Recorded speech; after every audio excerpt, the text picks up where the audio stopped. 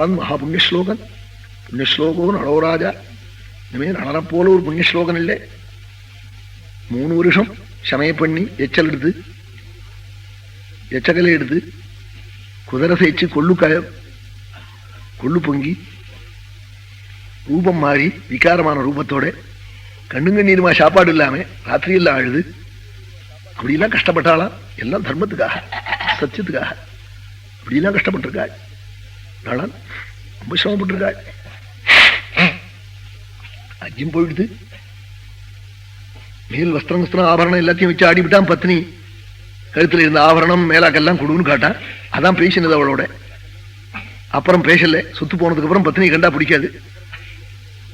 எல்லாத்தையும் வச்சு ஆடிவிட்டு ஒண்ணும் இல்லை, கையில இடுப்புல ஒரு வஸ்திரம் இருக்கு, அவளும் ஒரு புடவை இடுப்புல ஒரு வஸ்திரம் இருக்கு, அவளுக்கு மேலாக்கு இல்லை, ஆபரணங்கள்லாம் போயிடுது. அவள்கிட்ட சொல்லிக்காம என்ன ராஜ்யம் வேற இன்னொரு இடத்துல போயிடுது, புஷ்கரங்கிட்ட போயிடுது ராஜ்யம் தம்பிகிட்ட. அவன் இனிமே இங்க நின்று காலை வெட்டி விடுவேன்னு சொன்னான். கீழே இறங்கினான். இறங்கி வரபோது நீ என்ன பண்ண போறேன்னு கேட்கலையா பத்னிய.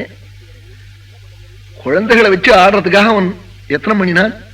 அது தெரிஞ்ச அவ கெட்டிக்காரத்தனமா என்ன பண்ணிவிட்டா, இந்திரசேனம் சுதஞ்சாபி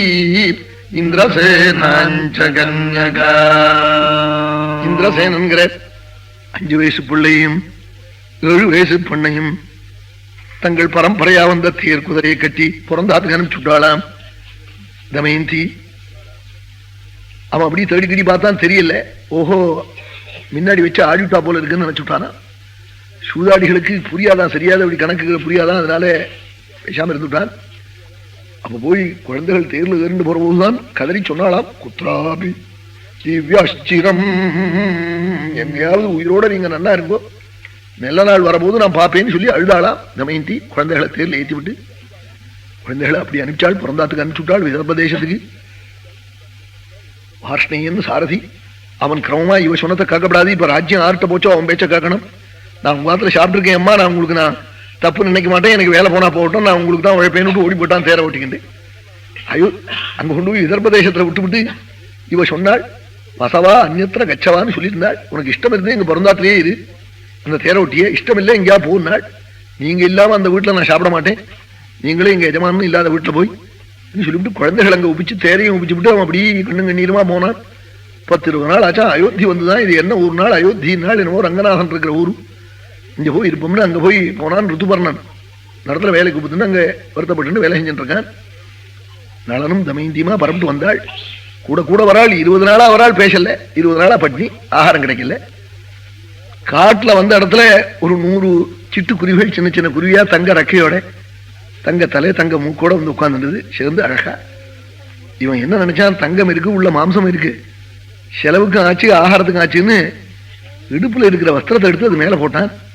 அத்தனை பட்சியும் மேல தூக்கிட்டு போய் அங்கிருந்து கூப்பிட்டு சொல்லிட்டு தான், ஹே மூடா, நாங்கெல்லாம் பட்சிகள் அல்லடா, பாச்ச காயா இருந்து உன் சொத்தை அழிச்சோம், நீ துணியோட பரப்பிட்டு வந்ததுல எங்களுக்கு திருப்தி இல்லை, உன் துணியும் கொண்டு போகணும்னு வந்தோண்டா.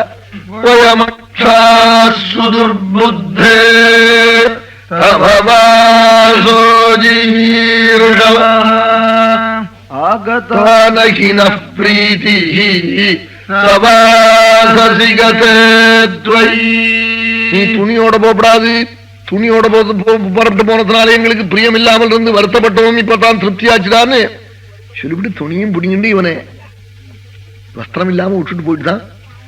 அப்ப தமயந்தி தன் புடவையில ஒரு தலைப்பை எடுத்து மேல சித்தி ஆலிங்கனம் பண்ணிட்டு அவன் எங்க போறானோ கூட போறது, எங்க போறேன்னு கேட்கறது. அவன் தான் பேச மாட்டேங்கிறான், அவளோட சத்ருவா தோன்றுது. அவளை 20-25 நாளா பட்னி, உடம்பு உடம்புடங்கிறது இவனுக்கும் அவளுக்கும் வளவளத்து போச்சு. அப்பதான் பேசினானா. என்ன பேசினான் நாள் தமயந்தின்னா, இதோ நேர ஒரு ரோடு போறதே, இந்த ரோடோட போனா அவங்க பிறந்தாத்துக்கு போயிடலாம்னு சொன்னானா.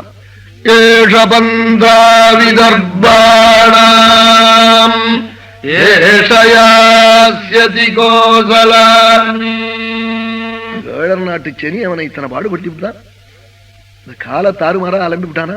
ஒண்ணுக்கு போயிட்டு புறங்கால அலம்பாம கண்ட திக்கில் அலம்பி மேற்குமா தான் கால் அலம்பணும். சின்ன குழந்தையிலிருந்து சன்னியாசி பரியந்தத்துல இந்த ஊர்ல விவகாரம் பண்றவர் மேற்குமா தான் அலம்பணும். இந்த ஊரை விட்டு பரப்பிட்டு போனார்னா அவர் எதை உணவு பண்ணிக்கிட்டோம், அவரை பத்தி கவலை இல்லை.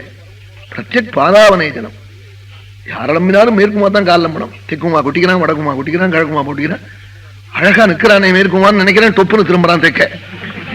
இந்த மாடு திரும்ப பாருங்க, இந்த செக்கு மாடு அப்பிரதட்சணமா தெக்க திரும்புறான், அழகா பொட்டி விடாதோ காலில். இதெல்லாம் இப்படி நம்ம குல தர்மங்கள்லாம் மறைஞ்சு போச்சு.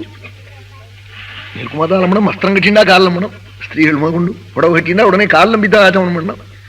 அப்படி சுவாமி நைவேத்தியம் வச்சா தான் சுவாமி சாப்பிடுவார். இதெல்லாம் அந்த பழக்க வழக்கங்கள்லாம் நம்ம கிராமங்கள்ல இருக்கும். இனிமே புதுசா வர குழந்தைகளுக்கு எல்லாம் என்ன தெரியுமோ என்னமோ, ஸ்கூல்ல படிச்சு விட்டா அங்க என்ன எம்ஏ படிக்கிற போது சொல்லிக் கொடுக்க போறான்.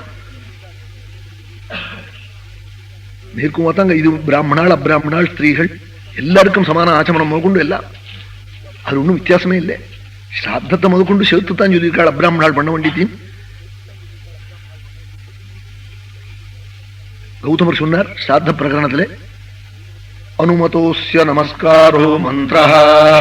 அப்பிராமணாலும் ஒரு மந்திரம் சொல்லணும் ஸ்ராத்தத்திலே அவசியம். நாள் என்ன நாள் ஆருஷமான மந்திரம் ஒன்றும்.